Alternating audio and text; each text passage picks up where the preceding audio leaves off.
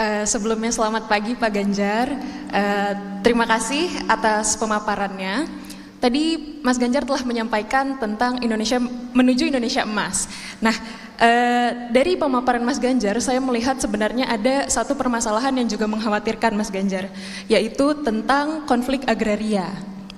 Nah, berdasarkan catatan akhir tahun 2022, Konsorsium Pembaruan Agraria itu menyebutkan bahwa tren konflik agraria di tahun 2022 itu memperlihatkan kenaikan dari 207 kasus di 2021 menjadi 212. Meskipun hanya naik 5 kasus secara jumlah kasus, tetapi luas konfliknya itu meningkat drastis, bahkan hingga 100% Mas Ganjar, dari 500 ribuan hektar menjadi 1 juta. Nah, begitupun dengan banyak keluarga yang terdampak. Kondisi tersebut juga diikuti oleh tren kriminalisasi yang juga meningkat. Hal ini dikatakan berhubungan dengan penanganan konflik agraria yang syarat akan kekerasan. Nah, yang ingin saya tanyakan ke Mas Ganjar adalah bagaimana penanganan resolusi konflik yang dapat dilakukan oleh pemerintah, tetapi tidak hanya dengan memaksakan bahwa konflik ini harus selesai dengan memberikan bergain atau kompensasi, baik itu berupa insentif maupun punishment, tetapi dengan bagaimana pemerintah melihat akar permasalahan ini. Mungkin itu pertanyaannya. Terima kasih Mas Ganjar. Dela, terima kasih. Dugaan saya kasusnya lebih banyak dari itu, bukan 212. Itu yang tercatat, terlaporkan, tercover oleh kawan-kawan media. Dugaan saya lebih, karena saya menangani banyak hal itu, minimal di kampung saya saja, belum lagi di Indonesia. Bagaimana kemudian melampaikan? Ini pengalaman saya, mau saya share aja. Kenapa konflik-konflik itu muncul? Pada saat sebuah pekerjaan ingin dilaksanakan satu, sangat jarang kita melakukan mitigasi apa yang akan terjadi. Dua, bagaimana kita penghormatan terhadap hak mereka.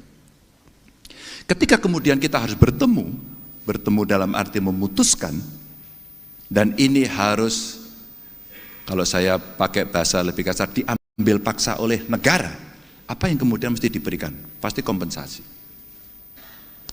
Saya mengalami satu hal yang menarik, satu jalan tol lagi dibuat, saat itu bentuknya begini, lurus, Dela. Lurus. Lalu saya bilang, apakah Anda tidak melakukan mitigasi?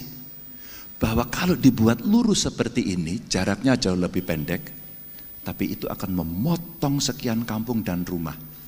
Anda sudah analisis konfliknya seperti apa? Satu. Pak Ganjar punya usulan? Punya.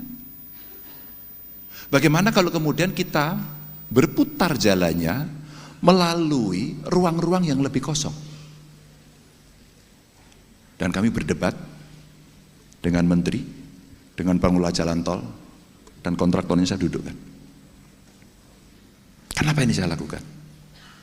Karena demikian banyak orang yang menyampaikan, termasuk konflik agraria tadi disampaikan. Pada saat itu apa yang terjadi? Selesai, kita dekati, kita persuasi, kita ngobrol, sepakat. Dan beberapa hal kesepakatannya biasanya memang pada di harga. Kesepakatannya di harga. Dalam beberapa kesempatan juga sama. Ketika tidak ada pekerjaan mungkin ya harga tanahnya terlalu rendah. Tapi begitu ada pekerjaan harganya tinggi. Itu ya kondisi sosiologis biasa saja. Supply and demand saja. Terus kemudian mereka menegosiasikan itu. Pada saat itu terjadi kemudian akhirnya oke, diputuskan jalannya melingkar lewat laut. Ternyata di laut itu dulu daratan. Menarik kan? Pernah saya mendapatkan kuliah hukum agraria.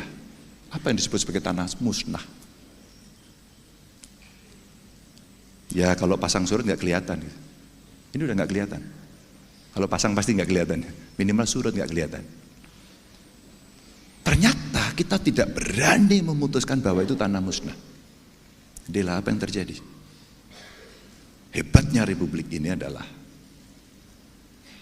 orang punya hak dan dihormati. Lalu dia gugat dan dia menang. Satu orang ini menang dalam gugatannya. Yang menarik, saya sebagai eksekutor di lapangan, part of government, saya orang pemerintah. Saya langsung laporkan pada presiden, pada menteri, izin Pak, pekerjaan ini mundur 1 tahun. Oke. Itulah kondisi yang mesti kita terima bareng-bareng. Karena apa? Mitigasinya kurang. Pada saat itu apa yang terjadi adalah harga. Jadi agak berbeda adalah mungkin satu sisi terkait dengan itu hak saya, apalagi tanah ulayat, tanah adat yang seringkali diambil semena-mena, tapi sisi yang lain sebenarnya mitigasinya kurang.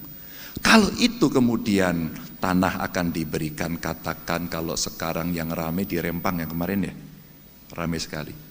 Bagaimana sih caranya? Itu tanahnya siapa? Dulu, ketika kebijakan pemerintah akan dilakukan dan kemudian pekerjaan mesti dilaksanakan, pokoknya iya aja deh. Ini tanahnya nggak ada sertifikatnya. Di mana sertifikat yang sudah beres? Belum. Program sertifikasi kan baru jalan pemerintahan sekarang saja. Mitigasi itulah yang kemudian penting untuk mencegah.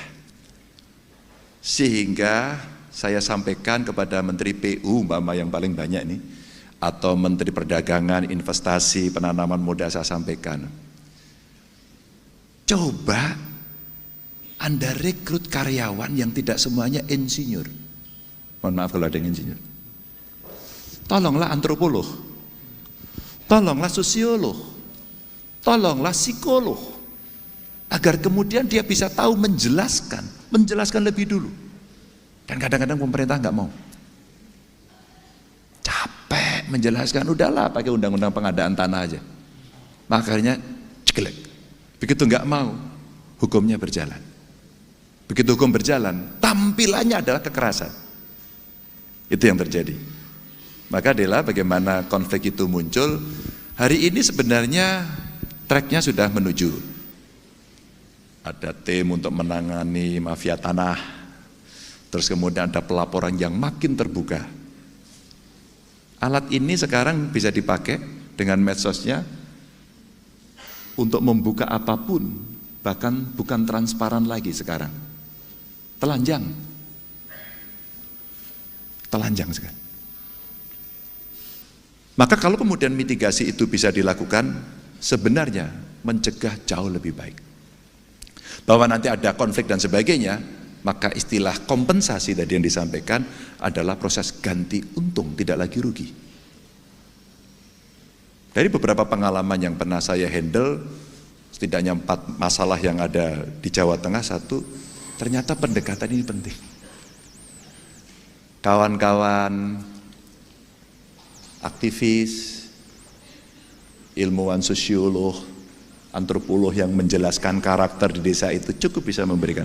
Atau Thomas Toga, tokoh masyarakat, tokoh agama yang jauh dia sangat bisa dipercaya. Uniqueness ini seringkali tidak dilihat oleh pemerintah, seolah-olah semua bisa menyelesaikan lewat pintu depan. Gak sesuai, sikat bleh, gak bisa. Itu yang kemudian bisa dilakukan untuk melakukan. Kriminalisasi sering terjadi karena juga kita tidak terlalu mau bisa lebih cepat memproteksi hak rakyat. Maka saya katakan program sertifikasi yang hari ini dilaksanakan itu bagian bagaimana kita memproteksi dengan cepat. Maka kenapa kemudian digenjot? Tapi kalau cara mengukurnya juga masih menggunakan cara-cara yang manual begini, ya nggak akan selesai. Istilah Pak Jokowi dulu waktu kita ngobrol, bisa percepat nggak? Kalau targetnya 1 juta bisa nggak 6 juta? Gila-gilaan aja ini targetnya. Ternyata ketika dipaksa semua mengatakan bisa. Semua mengatakan bisa. Teknologi dan peralatan lah yang kemudian bisa dipakai sehingga nanti masyarakat bisa mendapatkan hak dengan bukti kepemilikan yang sah, yang resmi. Baru setelah itu si orang itu akan punya hak yang bisa dibuktikan dengan sangat mudah. Maka pada saat itu kemudian tidak gampang dilakukan kriminalisasi. Dan resolusinya kalau sudah terjadi, tidak ada selain zona netral untuk mereka berembuk. Dan saya punya pengalaman itu. Berembuk, naruh orang 2 tahun. 2 tahun. Saya bilang tidak ada boleh kekerasan lagi. Institusi Anda nggak boleh lakukan lagi, Anda tidak boleh lakukan. Jangan ada orang masuk ke sana. Biarkan mereka bernegosiasi. Terus saya kirim para negosiator. Siapa mereka? Kalau boleh saya sebut semacam lobis. Dan itu kita praktekkan. Alhamdulillah selesai. Baik, terima kasih. Masih ada waktu 3 menit, Dela, kalau mau eksplorasi ada beberapa hal yang masih mau diperdalam, silakan. Tadi kan Pak Ganjar menekankan tentang pentingnya mitigasi ya Pak. Tetapi bagaimana ketika konflik itu sudah terjadi, masyarakat sudah dikriminalisasi dan bahkan perempuan itu Pak kadang menjadi yang paling terdampak Pak karena karena mereka itu perempuan menjadi menanggung beban ganda ketika kriminalisasi. Jadi misalnya masyarakat adat itu kan terdapat pembagian peran.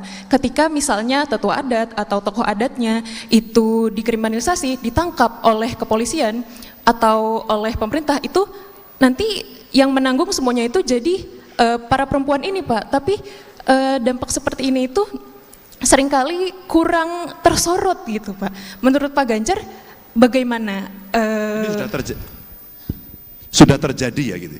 Iya. Belum terjadi atau sudah terjadi dulu?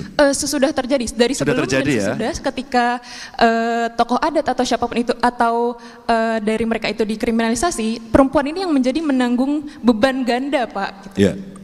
Perempuan menjadi korban dua Perempuan menjadi korban 2 kali.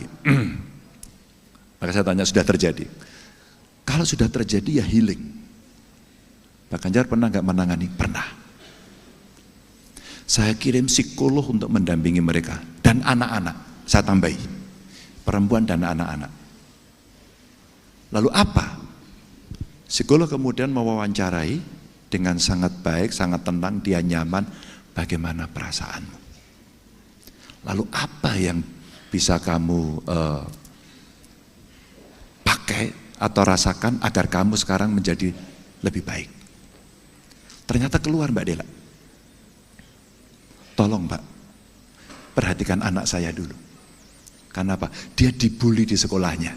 Maka dinas pendidikannya turun. Tungguin sekolahnya, ya, cover dia, ambil orang luar, rubah caranya. Harus menyenangkan saat itu mereka bertemu. Anaknya dulu. Lalu perempuannya. Karena perempuannya seperti itu, betul, ini butuh waktu lebih lama. Kita dampingi dengan mereka dan kemudian mereka menyampaikan beberapa tentu saja kegiatan. Saya bisa lupa ini Pak ketika kemudian saya bisa punya aktivitas baru. Ini menarik. Akhirnya apa kita lakukan? Kasih pendampingan dia karena sudah terjadi. Kasih perawatan dia. Kalau perlu psikolog yang mendampingi, kalau perlu psikiater mendampingi. Ini ketika kemudian sudah terjadi. Dan saya bercerita ini karena sudah punya pengalaman ini 2 kali untuk menangani itu. Begitu Dela. Baik, makasih.